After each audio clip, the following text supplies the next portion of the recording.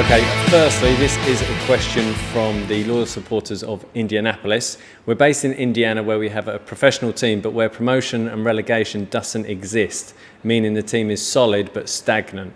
How does a professional player feel about promotion and relegation?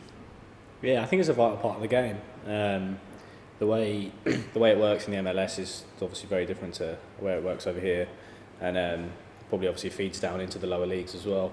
But I think it's a vital part of the game to be fighting for something and to give the team purpose and either to obviously stave off relegation or go for promotion.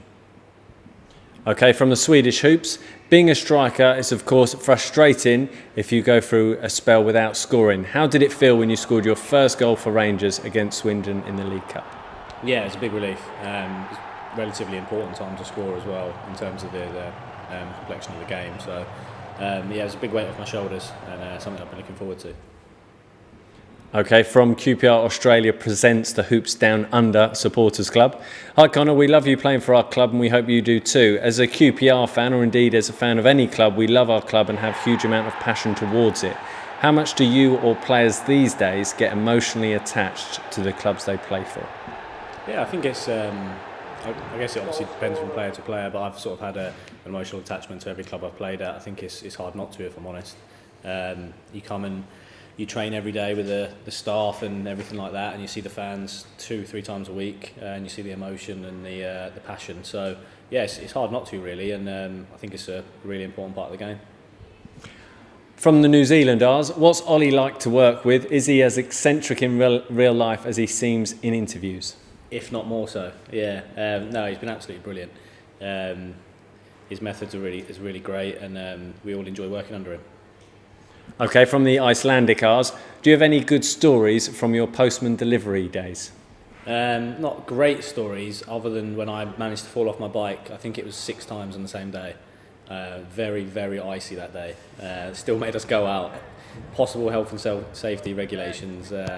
But yeah, six times fell off my bike, icy weather, pretty bad. Okay, another question from the Icelandic Rs. What do you tend to do when you're not playing football or training? Do you have any hidden spots in West London that you would recommend? Golf courses, got plenty of them. Just only recently, of me and my fiance started sort of going into London and exploring, and it's such a great city. It's nice to be so close to it. Okay, from Somos QPR, the Spanish supporters club, who is your biggest inspiration in the dressing room? Ooh, inspiration. Most of the lads that have played in the Premiership, players like Perchie, Nedham, people like that, got great experience, and it's good to learn off people like that. Do you ask them about their Premier League experiences? Yeah, I sit next to Neds in the changing room at the ground, and sometimes ask him about the players, and especially the strikers at City and what they were like, and try and gain an insight into that really.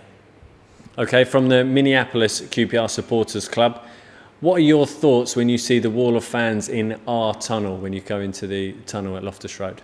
Yeah, it's brilliant. It's inspirational for us as we go out, and like I said earlier, it's so important that the fans get behind the team and show their passion and emotion.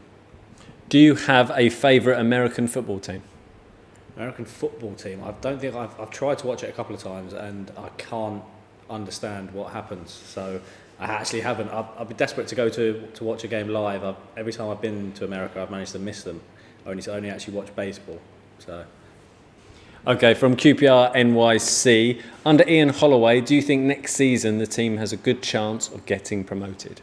Yeah, I think just on the basis of the dressing room and the players and the calibre of the players we've got there, it'd be silly to say we're not another chance really. Have the players started speaking about next season yet? No, not as yet. We've still got 5 games to go, and we want to finish on as high a note as we can. Okay, from QPR Norway, what are your ambitions in your career? To play in the Premier League, definitely. So obviously the way I came into the game, I never really sort of had any ambitions as such. It was just to play as high as I can. But now I've sort of established myself in the game. Played quite a few games as a pro now. It's definitely something that's a bit of a burning desire to play that high. Okay, from the Irish R's, who is the best trainer at the club and who is the worst? Best trainer. Luke Freeman's very good in training. Mass as well, very good. I'll put myself forward for worst trainer, just because I don't want to kill any of the other lads. Okay, who is the, also from the Irish Isles, who is the best coach manager that you've worked under, if you take out Ian Holloway historically? Probably Graham Wesley for me. As on a personal note, he managed to get the best out of me from a mental point of view, which was really important. So yeah, I'll probably go with him. And where does Ian Holloway rank in the time you've worked with him? Number one, obviously. Okay, from QPR Poland, how are you enjoying playing with Pavel Szołek? Yeah, he's brilliant. He's great for me. Runs himself into the ground every single game, and he's got great quality on the ball as well, which really started to show through after he had a few starts.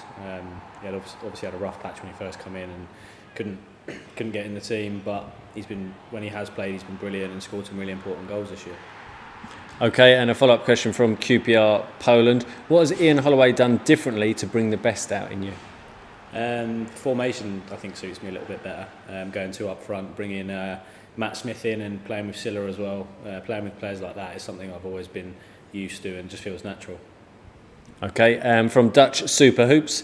Many people have described Loftus Road as a shoebox, but what's it like walking out onto the pitch as a player, and can you describe the feeling when you score a goal for QPR? Go with the latter first, definitely can't. It's genuinely the best feeling in the world. I don't think I'll ever be able to replace that. Walking out is brilliant as well. Get that buzz every single time, and you sort of realise the enormity of what you're doing.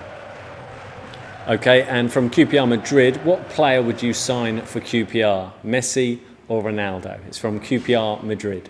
It's got to be Messi for me. Purely from a striker's selfish point of view, he's much more likely to get me assists, I reckon.